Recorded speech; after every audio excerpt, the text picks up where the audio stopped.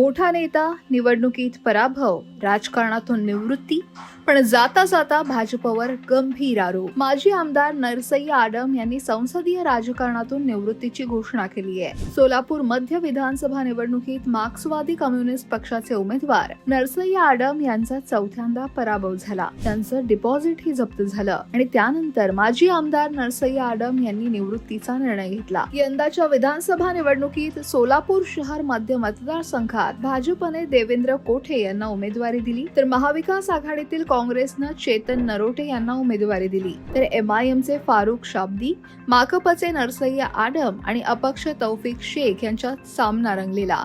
या निवडणुकीत भाजपचे देवेंद्र कोठे यांनी बाजी मारली.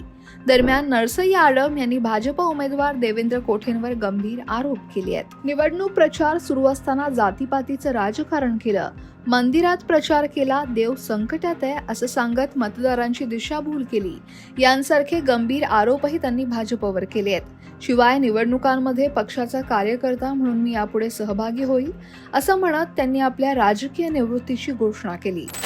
संघर्ष केलेलं दुसरं पक्ष नाही आहे असं असताना नामुष्कीचं पराभव वयाच्या 80व्या वर्षी हे शक्य नाही आहे. म्हणून आम्ही ही निवडणूक रद्द करा, निवडणूक घ्या. नुसता हायकोर्टात जाणार नाही आहे. हायकोर्टाने जर आम्हाला न्याय नाही दिलं, सुप्रीम कोर्टापर्यंत जाण्याचा निर्णय पक्षाने घेतलेला आहे. आणि आज मी तुम्हाला जाहीर करत आहे, या क्षणापासून निवडणुकीमध्ये उभं राहणार नाही. जे मी लोकांना वचन दिलं होतं ते पूर्णपणे अंमलात आणणार. आमच्या पक्षाचं नवीन नेतृत्व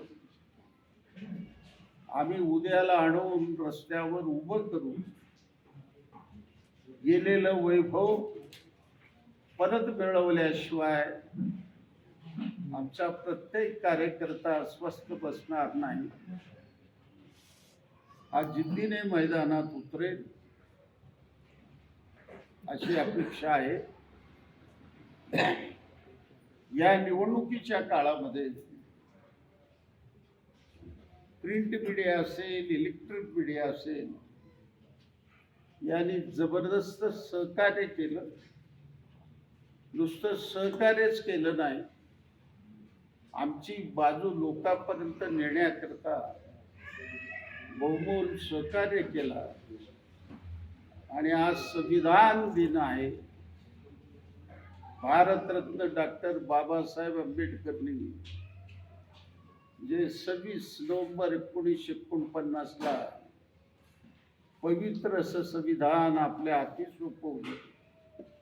आज आम्ही शपथ घेत आहे ते संविधान वाचवण्याचं, ते संविधान टिकून ठेवण्याचं आम्ही प्राणपणाने लढू.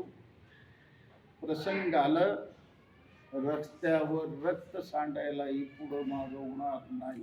निवडणूक निर्भय आणि निष्पक्ष वातावरणात झालेली नाही, तसंच EVM मशीनमध्ये फेरफार या मुद्द्यांवरून सोलापूर शहर मध्य मतदारसंघाची निवडणूक रद्द करण्यात यावी, यासाठी माजी आमदार नरसय्या आडम मास्तर यांनी उच्च न्यायालयात जाणार असल्याचं सांगितलंय.